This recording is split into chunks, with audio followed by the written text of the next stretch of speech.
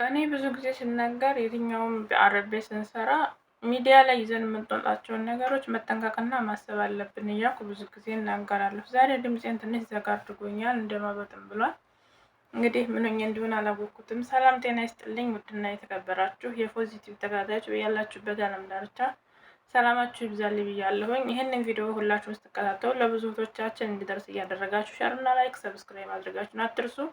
በተለይ ለአዳዲስ እህቶቼ ይጠቅማቸዋልና ይሄንን ቪዲዮ አይታችሁ እንዳታልፉት ማለት ነው።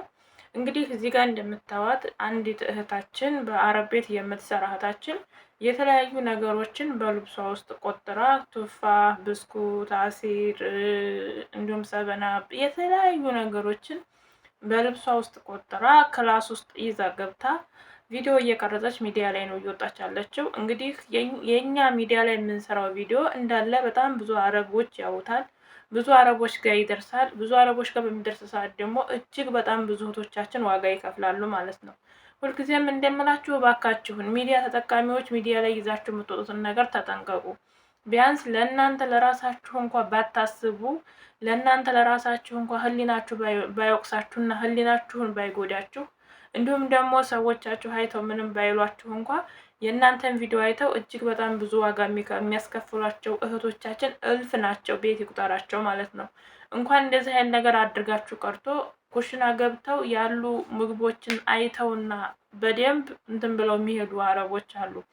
ኩብዝ ካለ ኩብዝ በስነ ስርዓት አስቀምጠው፣ ሳሞሊ እንኳ ካለ ሳሞሊ በስነ ስርዓት አስቀምጠው፣ የሚጠጡ ነገሮችን በምልክት አስቀምጠው የሚሄዱ ብዙ አረቦች እንዳሉ መገመት አያቀተንም። ምክንያቱም አረቦቹ እንደዛ አድርገው የሚሄዱት በጣም ብዙ ክፉ አረቦች አሉ፣ ደግ አረቦች እንዳሉት ጭምር ማለት ነው። እነዚህ አረቦች እንደዛ አድርገው የሚሄዱት ልጆቻቸው እንዳይበሉ ወይም ደግሞ ሌላ ሰው እንዳይበላ እንዳይነካባቸው አይደለም።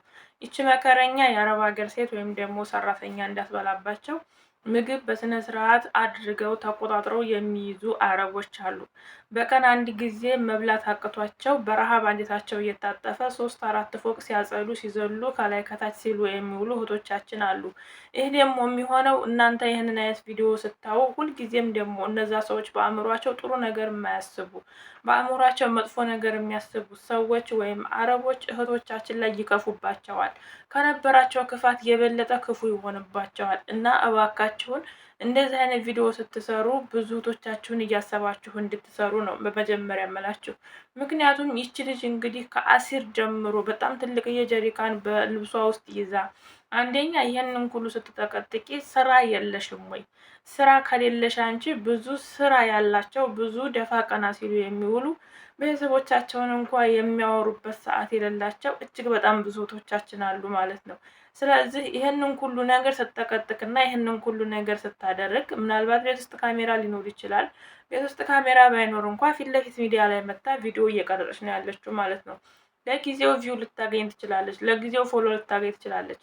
ታስታውሳላችሁ ከዚህ በፊት አንዲት ልጅ ቁርአንን ስትቀድ ቁርአንን ስታቃጥል ሽንት ቤት ስትጨምር በጣም የተለያዩ ልጆች መጽሐፍ ቅዱስ እንደዚሁ ሲረግጡ የተለያዩ ነገሮችን ሲያደርጉ መስቀል ሲሰብሩ ሽንት ቤት ሲጨምሩ የተለያዩ መጥፎ መጥፎ የተባሉ ነገሮችን ሲሰሩ በጣም ደግሞ የሳኡዲን መንግስት በከንፈር ለከንፈር ስትሳሳም ይህንን ሁሉ ያደረጉ ልጆች ሚዲያ ላይ ወጥተው ለጊዜው ተናፍሶላቸው ታዋቂ ሆነዋል። መጨረሻቸው ግን የማያስፈልግና እነሱ ያልገመቱት ቦታ ላይ ነው የወደቁት። ስለዚህ እባካችሁ እንደዚህ አይነት ነገር የምታደርጉ እህቶች አሁንም ቢሆን እናንተ ይህንን ቪዲዮ ስትሰሩ እናንተ ጋር የሚመጣውን ነገር ማሰብ አለባችሁ። አንደኛ ምግብ በእንደዚህ አይነት ነገር በእንደዚህ አይነት መልኩ አይደረግም። መብላት ካለባችሁ በስነ ስርዓት መመገብ ነው። መጠጣት ካለባችሁ በስነ ስርዓት መጠጣት ነው። ማድረግ ያለባችሁን ነገር ስርዓት ባለው መልኩ ማድረግ እንጂ ይህ ሀበሻ ስርዓት አልበኝነት። አሁን ትናንትና ያንን ነገር የሳኡዲን መንግስት እንደዛ ባደረገችው ልጅ እጅግ በጣም ብዙ እህቶቻችን እናንተ ሀበሽ ናችሁ ወይ እየተባሉ እየተሸማቀቁ ስልክ እንኳ በእጃቸው እንዳይይዙ የተከለከሉ እጅግ በጣም ብዙ እህቶቻችን አሉ። ምክንያቱም ያደረገችው ነገር እንደ ሀበሻ ስለሆነች ማለት ነው።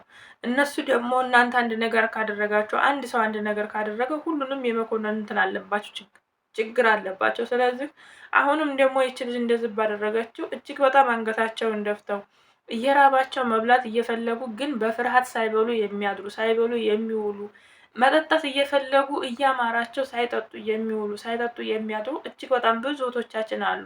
እነዚህ እህቶቻችን ባሉበት ደግሞ ይቺ ልጅ አውጥታ ይህንን ቪዲዮ እንደዚህ ባሳየችበት ሰዓት ይህንን ቪዲዮ ሲመለከቱ ብዙ አረቦች ልጆቹን ጫና እንደሚያደርሱባቸው ማወቅ የሚያቅተን አይመስለኝም። ምክንያቱም ያለነው ሰው ሀገር ነው፣ ያለነው ሰው ቤት ነው። ሰው ቤት ላይ ሆነን ደግሞ የምንሰራቸውን ቪዲዮዎች እና የምንሰራቸውን ሚዲያ ላይ የምንለቃቸውን ነገሮች ማወቅ መቻል አለብን።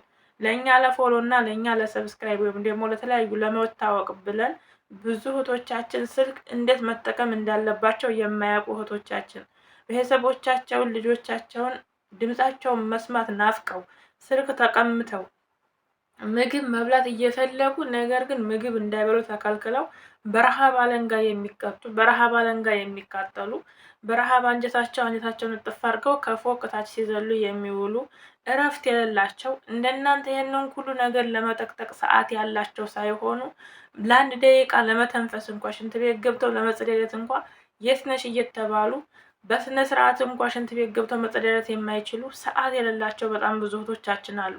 አብዛኞቻችን ምናልባት ስራ ላይ በዛብን ይችላል። የእኛን ስራ ለመብዛት እያየን ግን ሌሎቹም እህቶቻችን እንደኛ ነው የሚኖሩት ብለን ካሰብን እጅግ በጣም ተሳስተናል። እኔ እዚህ ቤት ስኖር ብዙም ስራ አይበዛብኝም። ብዙም ይሄን ያህል የሚያስቸግረኝም ነገር የለም። ብዙም ነፃነቴን የሚጋፋኝ ነገር የለም። ነገር ግን እኔ እዚህ ጋር እንደዚህ ኖርኩ ማለት ሌላ ቦታ የሚኖሩ እህቶቼ በእኔ ልክ ይኖራሉ ማለት አይደለም። እኔ እዚህ ጋር ነፃነት ተሰጥቶኝ እንደምኖረው እዚህ ጋር ምንም አይነት ነገር ተነፍጌ እንደምኖረው ሳልነፈግ እንደምኖረው ሁሉ ነፃነት ተነፍጓቸው እረፍት ሰዓት አጥተው የእረፍት ሰዓት አልበቃቸው ብሎ እንቅልፍ እንኳን ሰዓታቸውን ስራ ላይ የሚያሳልፉ በጣም ብዙ እህቶቻችን አሉ። እነሱን እኔ አልረሳም። እነሱ ልክ እንደኔ ነው የሚኖሩት ብዬ አላስብም። ቢያንስ ከግማሽ ሚሊዮን የማያንሰው ማህበረሰብ በተለይ በአረቡ ክፍል በተለያዩ የአረብ ሀገራት የተበተነ ኢትዮጵያዊ ህዝብ አለ። ሴቱም ወንዱም ትልቁም ትንሹም አሁን ላይ እድሜ የገደበው የለም። የ50 የ40 ዓመት እናት አረብ ቤት ገረድ ሁና ነው እያየናት ያለ ነው። የ10 ዓመት የ12 ዓመት ህፃን አረብ ቤት ገረድ ሁና ነው እያየናት ያለ ነው። 18 17 20 30 ዓመት እድሜ ያለው ወጣት የአረብ በግና ግመል ጠባቂ ሆኖ በየበረሃው እየወደቀ እያየን ነው ያለ ነው። አሁን ላይ ያለንበት የስደት መንገድ እድሜ እየለየ አይደለም። ህፃንን ትልቅን ወይም ሽማግሌን ወይም ወጣትን ለይቶ አይደለም እየገረፈ ያለው። ከህፃን እስከ አዋቂ ድረስ የሰው ቤት ሰራተኛ ወይም ገረድ ሆነን ነው እየሰራን ያለ ነው። ስለዚህ ይሄንን ስንሰራ ደግሞ ይሄ ሁሉ ማህበረሰብ በየትኛውም አረብ ሀገር ላይ ያለው ህዝብ ወይም ደግሞ የትኛውም አረብ ሀገር ላይ ገረድ ሆኖ የሚኖረው ህዝባችን እህቶቻችን፣ እናቶቻችን፣ ወንድሞቻችን እኛ ደልቶን ስንኖር እንደኛ ደልቷቸው የሚኖሩ ናቸው ብለን ማሰብ የለብንም። ሚዲያ ላይ ይዘናቸው የምንመጣቸውን ነገሮች ብንጠነቀቅ የተሻለ ነው። እኔን ሳይሆን የማስበው ከኔ ጀርባ ያሉ እህቶችን ነው። ከኔ ጀርባ ያሉ ወንድሞችን ነው። ከኔ ጀርባ ያሉ እህቶች እኔ ተኝቼ እንደማድረው ሁሉ ተገትረው የሚያድሩ አሉ። እኔ በልቼ እንደምጠግበው ሁሉ ተርበው የሚውሉ አሉ። እኔ ጠጥቼ እንደምረካው ሁሉ ረሃብ ውሃ ጥም ሲያቃጥላቸው የሚውሉ እህቶች አሉ። የሚፈስ የሬሳ ማጠቢያ ውሃ ይባላል እኛ ሀገር። ውሃ አይከለከልም በሀገራችን፣ እንደ ባህላችንም እንደ ወጋችንም። ውሃ የሬሳ ማጠቢያ ነው። የበሰለ እህል የሞተ ነገር ነው፣ አይከለከልም። የበሰለ እህልና ውሃ አይከለከልም ይባላል። እዛ ሀገር ግን ውሃም ቁም ነገር ነው፣ የበሰለ እህልም ቁም ነገር ነው። ለነሱ የበሰለ እህል እንደ ዳይመንድ ነው የሚቆጥሩት። አንዳንድ በጣም ክፉና አረመኔ አረቦች ማለት ነው። ስለዚህ እባካችሁን እንደዚህ አይነት ነገሮችን ስናደርግ ከኋላ ያሉ እህቶቻችንን እያሰብን ብናደርግ የተሻለ ነው። የኛ እውቅና መቼም ምንም የትም አያደርሰንም። ታወቅንም እንሞታለን፣ አልታወቅንም እንሞታለን። ታወቅንም እንኖራለን፣ አልታወቅንም እንኖራለን። ፈመስንም እንኖራለን፣ አልፈመስንም እንኖራለን። ብቻ ሁሉም ሰው ይኖራል፣ መኖር ባለበት መንገድ ልክ ይኖራል። ፈጣሪ በፈቀደለት አኗኗር ልክ ይኖራል። እናንተ ለመፈመስና ለመታወቅ ብላችሁ የምትጋጋጡት የምትሄዱበት መንገድ እጅግ በጣም ብዙ አንገታቸውን የደፉ እህቶቻችንና ወንድሞቻችንን ሰብሮ እያስቀረ እንደሆነ ማወቅ አለባችሁ። እኔ በጣም ግርም ያለኝ ነገር ምን ታውቃላችሁ? ይሄንን ሁሉ ነገር ስትጠቀጥቀው አንደኛ ሰዎቹ አይመጡባትም ወይ? ሁለተኛ በምንስ አሰበችው? ሶስተኛ እንዴት ሰው የራሱ የሆነ ክብር አለው። እንዴት ምግብ እሙሟ ላይ ታረጋለች? እንዴት ምግብ በቂጧና በጦቷ ይዛ ትገባለች? ይሄ እኮ ነውር ነው። ምክንያቱም ምግብ የራሱ የሆነ ስርዓት አለው። በሀገራችን ምግብ እየተበላ ይወራል። ምግብ እየተበላ አንድ ሰው ጠግቦ አንድ ሰው መነሳት አይችልም፣ ነውር ነው ይባላል። ስርዓት ያለው ማህበረሰብ ያሳደገን ነን። ስርዓት ያለው ህዝብ ያሳደገን ነን። የእህል ክብር እህል ንጉስ ነው እየተባልን ያደግን ማህበረሰቦች ነን። በእኔ አካባቢ እንደዛ ነው። እህል ንጉስ ነው የሚባለው። 4 5 ሆነን ቀርበን እየበላን ከ4 5ታችን አንደኛው ጠግቦ ቢነሳ መነሳት አይችልም። ሞሰቧ ካልተነሳች ያቺ የቀረበች ምግብ ወይም ማዕድ ካልተነሳች ከዛ ቦታ ላይ የጠገበ ሰው አይነሳም። የጠገበው ሰው ተነስቶም ደግሞ እጁን አይታጠብም። የበላበትን ሞሰብ በእጁ ስሞ ነው የሚነሳው። ይሄ ክብር ነው። ስለዚህ በዚህን ያህል ልክ ፓንት ውስጥ ምግብን ይዞ መግባት፣ ፓንት ውስጥ አሲርን፣ ፓንት ውስጥ ጁስን፣ ፓንት ውስጥ ብስኩትን፣ ፓንት ውስጥ ፓፓዬን፣ የተለያዩ ነገሮችን፣ ቱፋህን፣ እነዚህ አይነት ነገሮችን በሰውነት አካላት ውስጥ ይዞ በዚህን ያህል ልክ ሚዲያ ላይ ወጥቶ መቅረጽ አንደኛ እንደ ሀገርም እየተዋረድን ያለ ነው። ክብራችንን እያጣን ያለ ነው። ሁልጊዜ ክብረ ቢስ እየተባልን ያለ ነው። እንደ ሰራተኛ እንደ ረባ ሀገር ቤት ሰራተኛም ደግሞ ብዙ እህቶቻችንን ዋጋ እያስከፈልን ያለ ነው። ለምንድን ነው በዚህን ያህል ልክ እንድንወርድ የፈለግ ነው? ለምንድን ነው በዚህን ያህል ልክ ክብራችን ላይ መጫወት የፈለግ ነው? ለምንድን ነው በዚህን ያህል ልክ እኛነታችንን ልናወርድ የፈለግ ነው? እኛ የምንሰራው ስራ ብዙ ነገሮችን ይዞ እንደሚመጣና ብዙ መጥፎ ነገሮችን እንደሚያስከትል ማወቅ መቻል አለብን። አብዛኞቻችሁን ሳያችሁ ሚዲያ ላይ ስትወጡ ሚዲያ ላይ ይዛችሁ የወጣችሁት ነገርየው እናንተን የሚጠቅማችሁ እንጂ ሌላ እናንተ ተጠቅማችሁ ሌላ ሰው የሚጎዳ አይመስላችሁም።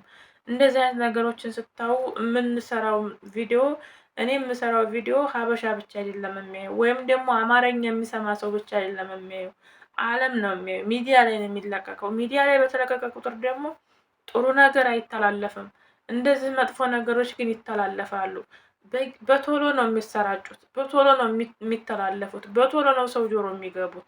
በዚህ መንገድ ደግሞ አረቦቹ ጋር ይደርሳሉ። አረቦቹ ጋር በሚደርሱ ሰዓት ይሄ በምስል እየታየ ያለ ነገር ነው። ይሄ ተርጉሙልኝ የሚባል ወይም ደግሞ ይውልኝ ስሙልኝ የሚባል ነገር አይደለም። ቋንቋ የሚያስፈልገው ነገር አይደለም። በአይናቸው እያዩት ያለ ነገር ስለሆነ ንብረታቸውን በዚህ አይነት ልክ ተላጃ የለም እንደ እስከ መባል ድረስ በዚህ አይነት ልክ አድርጎ መኝታ ክፍል ገብቶ ይሄ እኮ ሰርቅ ያለው እኔ ሌባ ነኝ በአደባባይ መስክሩልኝ እንደማለት ነው። እና እናንተ ባደረጋችሁት እናንተ በሰራችሁት ስህተት ብዙ እህቶችን ዋጋ እያስከፈላችሁ እንደሆነ አትርሱት።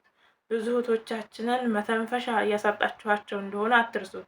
ቀምሰው የሚያድሯትን ኩብዝ እያስከለከላችሁ እንደሆነ አትርሱት። ምክንያቱም እኔ ብከለክልሽም እንደዚህ አይነት ነገር እያደረግሽ ትበያለሽ ማለት ነው ብላ አረቦቹ ክፉ ነገር እንደሚያስቡ ማወቅ መቻል አለባችሁ። ለዛሬ ይዤላችሁ የመጣሁት ቪዲዮ ይህን ይመስል ነበር። ይጠቅማችኋል ብዬ ስላሰብኩኝ ነው። በተለይ ለብዙ እህቶቻችን ኩንትራት ለመጡ እህቶቻችን ይጠቅማል ብዬ ስላሰብኩ ነው ይዤላችሁ የመጣሁት። ቪዲዮውን እስከ መጨረሻው በማየት ላይክ እና ሼር ሰብስክራይብ ማድረጋችሁ እንዳትረሱ።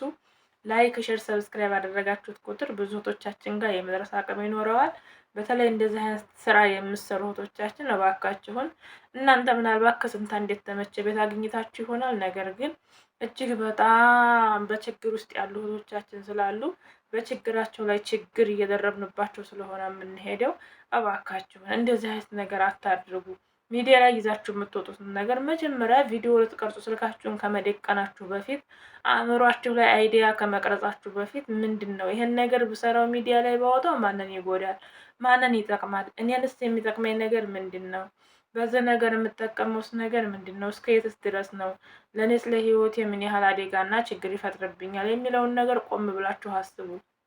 ሚዲያ እጅግ በጣም አስከፊና መጥፎ ነገር ነው። ለተጠቀምንበት ደግሞ ሚዲያ ጠቃሚ ነገር ነው። አሁን ቴክኖሎጂ ላይ ነው ያለነው። በቴክኖሎጂ ነው ሰው እየተንቀሳቀሰ ያለው። ስለዚህ ቴክኖሎጂ በሆነበት ሰዓት በቴክኖሎጂ በተንቀሳቀስንበት ሰዓት ደግሞ የሚጠቅመንንና የሚጎዳንን ማወቅ አለብን።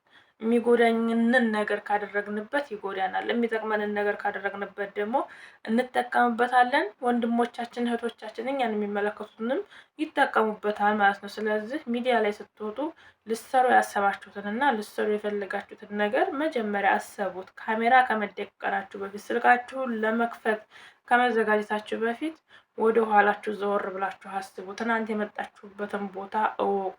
ትናንት የነበራችሁበትን ቦታ አስታውሱት። ዛሬ ያላችሁበትንም ቦታ አስታውሱት። ነገ የምትወርቁበትንም ቦታ አስታውሱት፣ እንዳትረሱት። ዛሬ ያለንበት ላይ ነገን አንቆምምና ይሄን ለማለት ፈልጌ ነው እህቶቼ።